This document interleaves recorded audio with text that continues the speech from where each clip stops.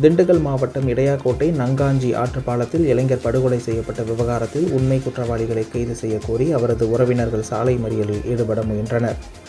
இதனால் கிராம மக்களுக்கும் காவல்துறையினருக்கும் இடையே தள்ளுமுள்ளு ஏற்பட்டது.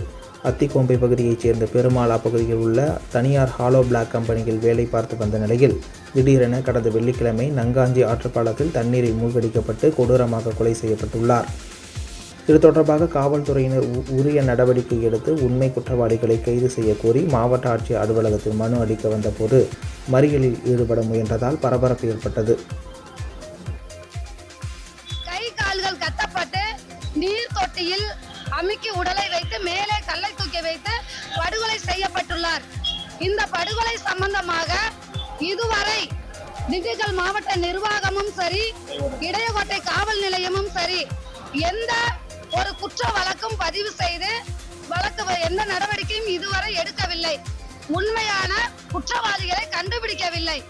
எங்களிடம் ஏதோ அருந்ததியர் சமுதாயத்துக்குள்ளே இந்த படுகொலை நடந்துள்ளது என்று சொல்கிறார்கள். ஆனால் இதை நாங்கள் முழுவதும் மறுக்கிறோம். உண்மையான குற்றவாளிகள் ஒரு முறை அல்ல பல முறை கொலை செய்த ஒருவனால் மட்டுமே திட்டமிட்டு இப்படி ஒரு படுகொலையை நிலைப்படுத்த முடியும் என்பது எங்கள் வாதமாக இருக்கிறது. உண்மையான குற்றவாளிகளை உடனடியாக கண்டுபிடித்து இந்த மாவட்ட நிர்வாகம் நடவடிக்கை எடுக்கும் வரை எங்களின் ஆர்ப்பாட்டமும் போராட்டமும் ஓயாது. எங்களின் ஆர்ப்பாட்டத்திற்கு உடனடியாக நடவடிக்கை வேண்டும். இல்லை என்றால் தமிழ்நாடு முழுக்க இந்த ஆர்ப்பாட்டம் மிகப்பெரிய அளவில் எடுத்து செல்லப்படும் என்பதை மாவட்ட ஆட்சியருக்கும் திண்டுக்கல் மாவட்ட காவல் கண்காணிப்பாளருக்கும் திராவிட கட்சி மற்றும் தோழமை கட்சிகள் சார்பாக தெரிவித்துக் கொள்கிறோம்.